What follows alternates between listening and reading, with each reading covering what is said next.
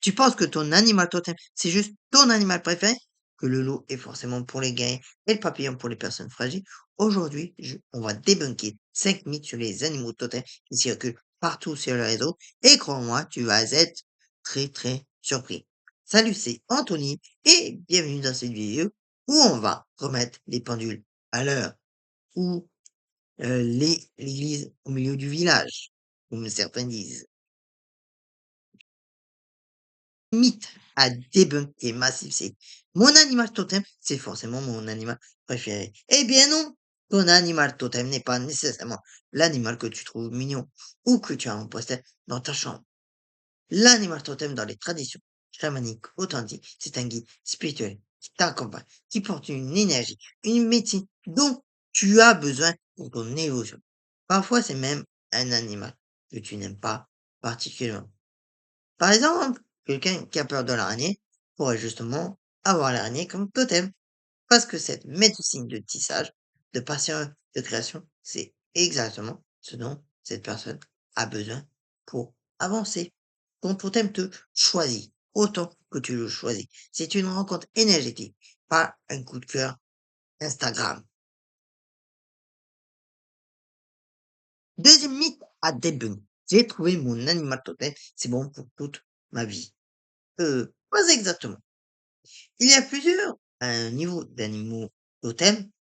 L'animal totem principal, celui qui t'accompagne depuis ta naissance, qui représente ton naissance, au fond, oui, oui, il reste généralement toute ta vie.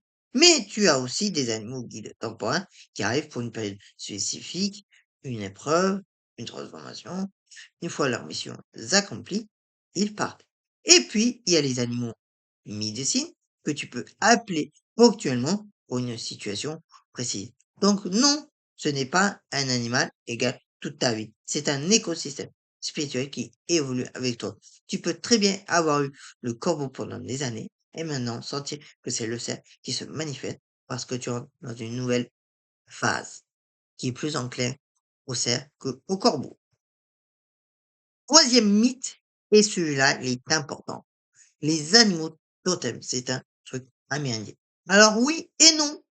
Les peuples amérindiens ont effectivement une tradition très riche autour des animaux totems et du chamanisme, mais, et c'est crucial, presque toutes les cultures anciennes ont travaillé avec les esprits animaux. Les Celtes avaient leurs animaux sacrés, les Nordiques avec leurs Fylgjas, j'arrive pas à bien le prononcer, et les cultures africaines, sibériennes, australiennes. Chaque peuple indigène a sa propre relation aux esprits animaux. Le challenge, c'est l'appropriation culturelle. Beaucoup de personnes utilisent des termes et des pratiques amérindiennes sans en comprendre la profondeur, sans respect du contexte sacré. Mon conseil, connecte-toi aux animaux de ton territoire, de tes racines culturelles. Si tu es en Europe, explore les traditions européennes. Si tu es en Afrique, plonge dans les sagesses africaines. L'énergie des animaux est universelle, mais les pratiques doivent être respectées. Ça, c'est vraiment crucial. Quatrième mythe, le loup est l'ex des totems puissants. La souris ou la grenouille, bof. Grosse erreur. Il n'y a pas de hiérarchie dans le monde des totems. Chaque animal porte une médecine unique, aussi puissante que celle des autres. Le loup, c'est l'instinct, la meute, le leadership. Ok, c'est cool. Mais la fourmi, c'est la persévérance, la communauté, la construction, patience. Le pigeon, la messagerie spirituelle, l'adaptation urbaine, la paix. Dans ma pratique, j'ai vu des personnes avec le rat comme totem pour accomplir des transformations. Incroyable, parce que le rat, c'est l'intelligence, l'adaptabilité, la survie contre toute attente. Ne juge jamais un animal totem à son apparence ou sa popularité dans le monde, euh, pas spirituel, mais le monde de toujours, quoi. Et chaque médecine est sacrée. Et le dernier mythe, accrochez-vous. Je vais faire un quiz en ligne pour trouver mon animal totem. Et écoute, je vais ne pas cracher sur les quiz pour le fun, mais non, tu ne vas pas trouver ton véritable animal totem en répondant à 10 questions sur ta couleur préférée. La vraie connexion avec ton totem, ça se demande. du temps, de l'observation, de la méditation, du ressenti, sentir quelle énergie animale te parle, te visite dans les rêves, croise ton chemin de façon synchrone, de la pratique avec des voyages chamaniques, des méditations guidées, du travail énergétique aussi.